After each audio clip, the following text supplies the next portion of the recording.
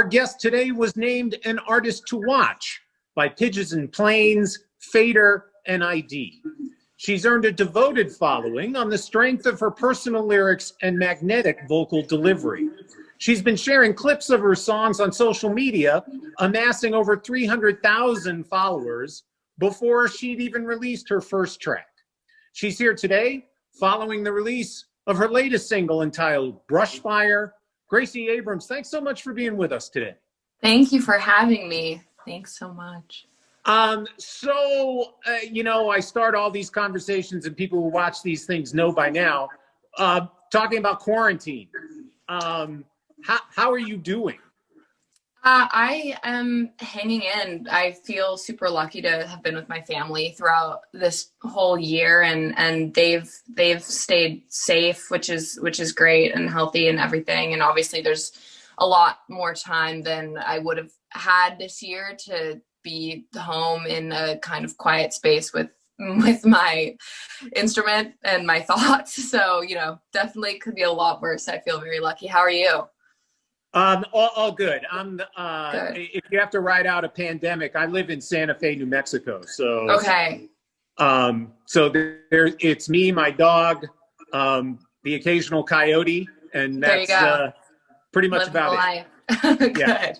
Yeah, it's good. Good. So having nothing to do with music, I understand that you were doing some baking. Oh, it's constant, and my family's asked me to stop because it's probably contributing to a lot of it's a lot of like guilty pleasure late night snacking in our house. I will hear someone opening the container with the snap at 2 a.m. Like my brother's sneaking in there and taking cookies and stuff. There's an abundance of baked goods in my house all the time now. It's definitely me exercising control over something during this time for sure. Yeah, it's a good thing to do. The other thing I'm wondering related to quarantine, is there music, not your music, but is there music that you listen to almost as if it were comfort food? Oh my God, that's all I've been doing. It's all, I feel like I have had a lot of practice doing that. Is I'm kind of someone that lives in the world of the playlists that I make, and that often consists of music that I grew up loving. But it's been a lot of Elliott Smith these days, and Carole King, and then random kind of MGMT and Kid Cudi, and more nostalgic feelings that I feel desperate to return to as soon as it's possible to just get back and see shows and stuff. That's people have asked recently just about how I feel about live music, and kind of more how do I feel about going and playing shows. But I'm more so thinking from the perspective of just a fan. I can't wait to be in the audience at any show as soon as possible. Yeah. I think we all feel that way. Yeah. I read that you are a general, and correct me if I'm wrong on this, that you are generally kind of a solitary songwriter. Mm-hmm. So I'm wondering if enforced solitude changes the equation at all. Kind of. It's been interesting, my writing process. I feel like it's been very different due to these circumstances, weirdly. Having access to my guitar all the time kind of makes me feel provoked in a way. If I feel these weird pressures that are definitely just I'm just enforcing those on myself. But to be writing more than I've ever written in my life because of the time and space available right now, and so that kind of was messing with my head for a little while. And I think especially having released Minor, which is the first body of work I've ever put out in the middle of the pandemic, and then being aware of how much time was available to me to make something new, but also very much on the come down of just putting that out. It was a very weird, conflicting feeling, and it took definitely a few months longer than I would have liked it to for me to get back into a place where I was okay, I feel grounded and centered enough where I know what I want to say. So I'm very relieved that I've come back to myself a bit more, but it's definitely, I think this year has changed at least something for everyone. Yeah. Oh, no, no question about that. Let's talk about Brushfire. You described it, I think, as a bookend, and I'm wondering if you can explain that a little. Yeah, I just felt I wrote it after Minor, and so it I guess had we written it earlier, it would have probably been a part of the project, but it felt kind of just like exactly that, like a bookend to the chapter of kind of like what I was writing about when I wrote Minor. It felt like I'm right now writing about new feelings and experiences, and kind of like the tone of some of the new music feels like it doesn't exist within the world that Minor does. And so with Brushfire, it was important to me that I put it out at the end of last year, because I think would have felt odd if I had carried it into this new kind of like era of music that I'm making. And so I'm relieved that I released it when I did, for sure. You know, I have to ask you about the video, because it's terrific. You know, stark, very simple. How involved do you get in kind of the visual creative process of the video? Super involved, luckily, just because I'm so lucky to work with such amazing people that I want to know how I feel about all aspects of the music, you know, whether it's like visuals or, you know, any other part. I'm like, I apologize to them all the time, because I think that I probably am more involved in some of the conversations than people would want or maybe used to, but I feel very drawn to being like as hands-on as possible, just because it's I still feel like I'm adjusting every single day to having even just one other person to speak to about my music. Like I feel still so stuck in the headspace of I write mostly everything at home by myself. And so to open it up to like real life adults who have been working in this industry for years and years, and I like walk in at like, you know, 21, and I'm like, I have these ideas. Like I feel, you know, a degree of guilt, despite the fact that I mostly just feel lucky to have them. Well, let me dive in on that a little bit, because I'm kind of interested in this. You have admitted, and we've talked, to being basically a solitary songwriter. Yet you've worked with people like Joel Little and Benny Blanco and Sarah Aarons and all these top-notch songwriters. Yeah. So given the nature of your songs, which tend to be quite personal, were you a natural collaborator, or did that take a minute? It still is taking a long minute. I feel like I in terms of like working with anyone ever, it's always, I've like walked into every room just being like, I need to prioritize like listening to them and paying attention to them and how they work, because like you said, they are they are really the best at what they do, you know, every single person you just named. And I've been fans of their work since I like started paying attention to like what music even what, you know what I mean? Like they're just like, I feel like the three of them are such like pillars, honestly, like in my life and in terms of like what inspires me. And so, yeah, I definitely like, there are nerves originally, but then like they're so talented because they are so good at making you feel heard and seen, and like your ideas are worthy of being, you know, trying and seeing them through. So I definitely think I am lucky to have been in rooms with some of the kindest people ever, and they also happen to be as talented as they are, but truly just like great people. Yeah, I mean, you know, to an outsider, the idea of walking into a room with basically a stranger, and within 10 minutes, you are telling them the deepest secrets in your life. Yeah. That strikes me as fodder for an awkward moment. For sure. I think that's how I feel about it too, to be honest with you. But it definitely, it doesn't happen the first second you walk in. And I feel really lucky to have worked with people that are patient and that also kind of understand my songwriting background. And like you said, kind of the solitary aspect of my writing and how much I pull from my like literal journal. It's like, it is super personal. And I also think I have boundaries to a degree for sure. So it's, the three of them are such extraordinary people. And I think I wouldn't feel as comfortable walking into a room with anyone and opening up in that way, but they definitely know somehow how to like just create environments that feel pretty immediately safe.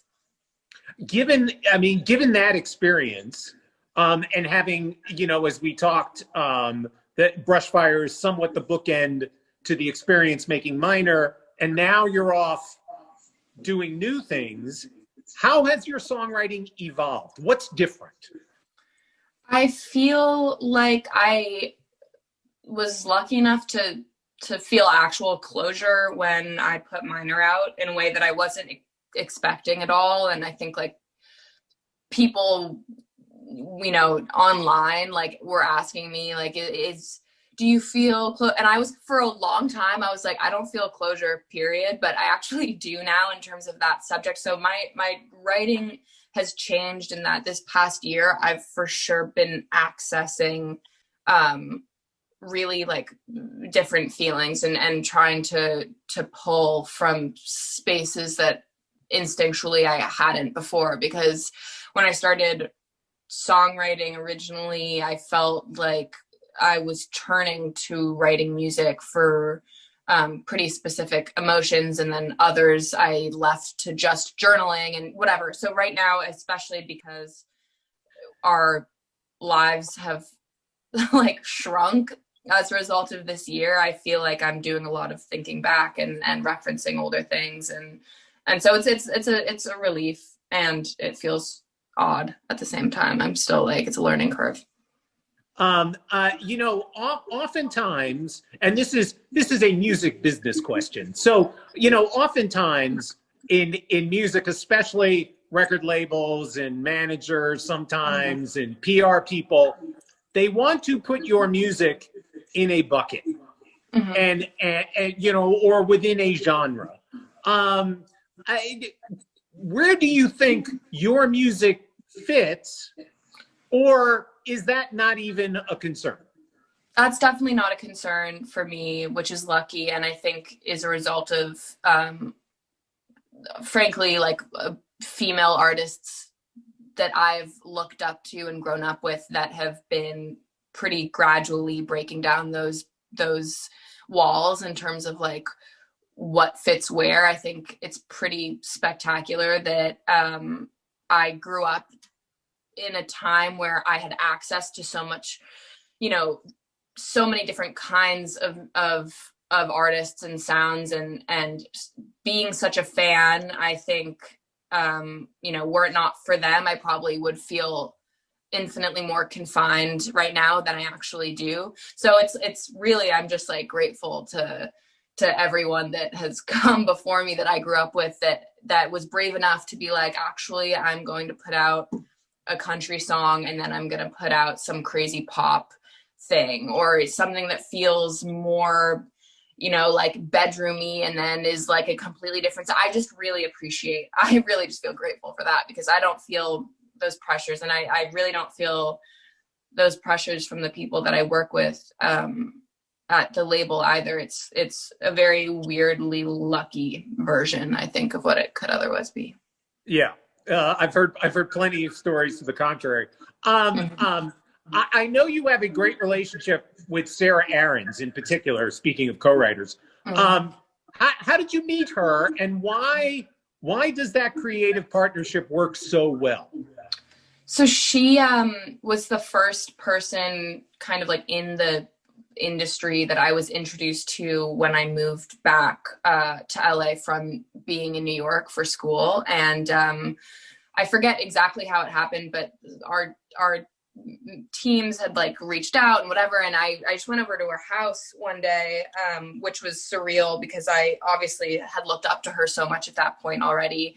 And I do now infinitely more now that I know her like I do, because she's just so spectacular. But I think what works so well is that we just know each other very deeply. It was the kind of thing where you're like, you walk into a room and you like within 10 minutes, you know everything about each other. It kind of really did feel that way. And every single time we've written a song, with the exception of like maybe 2 actual in studio sessions, it's been like, we talk for 3 hours. One of us says a thing and the other is like, that's a lyric. And then we like, you know, kind of like hunker down and just write a song, and then we'll cook and we'll write it. It's a very like weirdly like a harmonious relationship.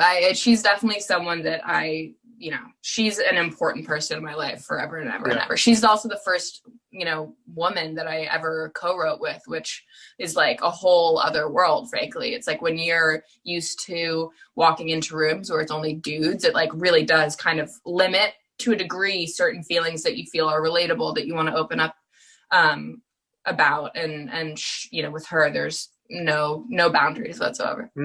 Yeah. You know, I'm interested, I'm always interested in influences and where artists kind of get who they are, you know, artistically from. And I understand that Phoebe Bridgers was or is an important influence for you. And I'm wondering how did she change or inspire your thinking about songwriting? So she is like one of, for sure, she's one of my favorite artists and songwriters and people in general. I just think she's awesome. But I found her music when I was 13 on SoundCloud. And it was the first time where I felt like I heard the same kind of like wisdom in writing that I felt when I listened to like Joni Mitchell with my mom, for example. But this was a young woman that was making me feel that type of way. It was a very weird, I was like, I kind of had expected that like I was never going to feel that type of way towards music that was being made right at that moment. And it sort of made everything feel very accessible to me. And the first thing I ever posted on the internet was a cover of one of her songs on SoundCloud, like immediately after finding her music. And since, I mean, it's been pretty sick, like watching her all these years, because I've really like never not been paying attention to her work. And she's, I think, in terms of like genre, like in terms of just doing what she feels, like I am so inspired by the work that she does. And obviously like her getting nominated this year and all the things, I'm just like her biggest cheerleader. Well, and speaking of cheerleaders, so yesterday I spoke with a very young artist named Olivia Rodrigo, who name-checked you as an influence on her. She's awesome. So, you know, at your advanced age, I'm wondering how that makes you feel.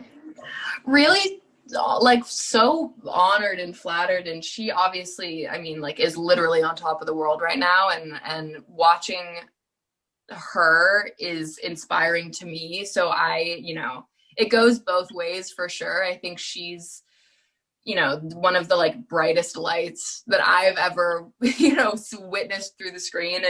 And so I couldn't be more honored that she would even think of me. And we've been, messaging back and forth the past couple weeks just since her song has come out. Cause I really do feel very proud of her. It's a pretty cool thing to watch people within your age group kind of just go and do their thing and to be appreciated by other people for it. I'm just like, she is unstoppable. Yeah, for sure. So speaking of performance and your audience, and your relationship with your audience is quite unique in that you've yet to really tour per se. Not that that's necessarily a bad thing, but obviously through social media, you maintain this remarkably close relationship with your fans. And was that something that came naturally? How did that happen? It happened the most natural way I think it ever could. Like I had no expectation period of like, when I started posting music on Instagram, it was because before I got an Instagram, I was posting music on SoundCloud. So it felt like a very natural extension. I didn't even think about it at all. And then when I started connecting with strangers over clips of my songs years and years ago, I was like, this is the best way for me to connect with people, honestly, because I'm only sharing my honest feelings and they feel the same way. So I'm like, okay, we're automatically bonded. And when I started releasing music, it really like felt again kind of like a natural extension from what I had been doing on Instagram, and watching that community kind of like lean on each other and getting to know them more, like definitely has been a huge part of my life, not only in general, but like especially this past year, considering how isolated we've all been, to like feel actively a part of a group of people that I know for a fact feel the way I do. It has been a really special and important thing, just like emotionally, mentally for me. And I love them so much. They're just like the best. They're just so funny. It's really just like, I love having conversations with them every single day. It is like the light of my life. Is there creative inspiration that kind of comes from that relationship? Yeah, kind of very significantly, just because when I would post clips on Instagram, kind of like testing songs out, if there was a particularly overwhelming response on a certain clip, in my head, I'm like prioritizing songs in terms of like what I want to finish, what I want to put out. And I felt that way when I did, again, because I've never played a show ever. I've never toured, but I've like really never played a show. But this past year doing Zoom shows from my bedroom was really special, because it felt like a step up from the kind of communication I'd had with them up until that point. Like this was like really on exactly like this, on Zoom, playing songs, talking between songs, having like a really ridiculous conversation after, and just like getting closer with them. Really, they're just like friends to me. So it's pretty cool. Yeah. And on that tip, I understand you recently completed a virtual worldwide tour where you were playing for audiences in Los Angeles, New York, Chicago. I think I read London, Berlin, Sydney, Thailand. In that process, did you get any sense of how your music is received outside the US versus audiences here?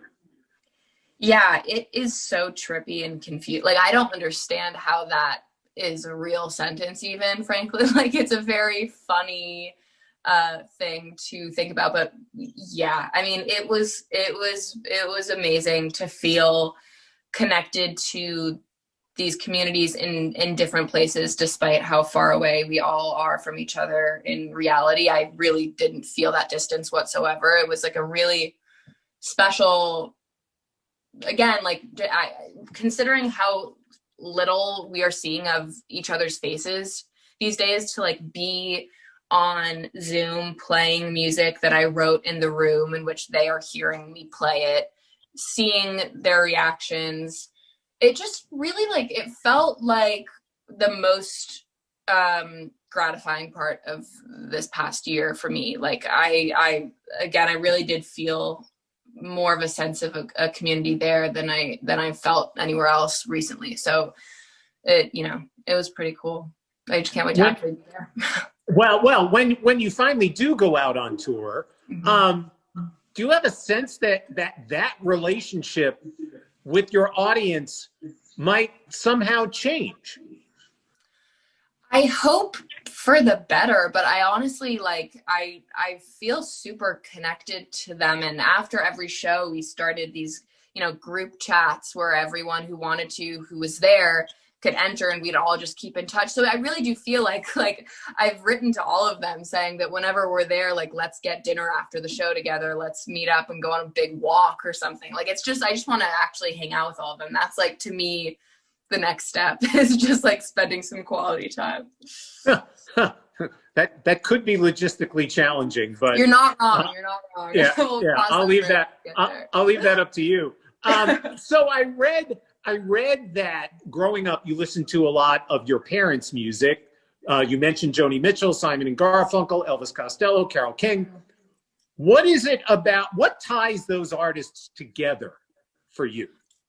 For me, it's the narrative behind all the songs. I felt like whenever I was listening to those artists, in the car or in the kitchen with my parents, whatever it was, I was very I felt weirdly tuned into, I was they're talking about very deep shit. They are really opening up. And it was a very I don't know why I was so fascinated by it, but I guess having journaled starting at a very young age, I was I wonder if I could ever translate these feelings the way that they do, because I was already at that point writing extensively and pretty aggressively about my own feelings to myself. But I was I was just so fascinated by how brave that was and how easy it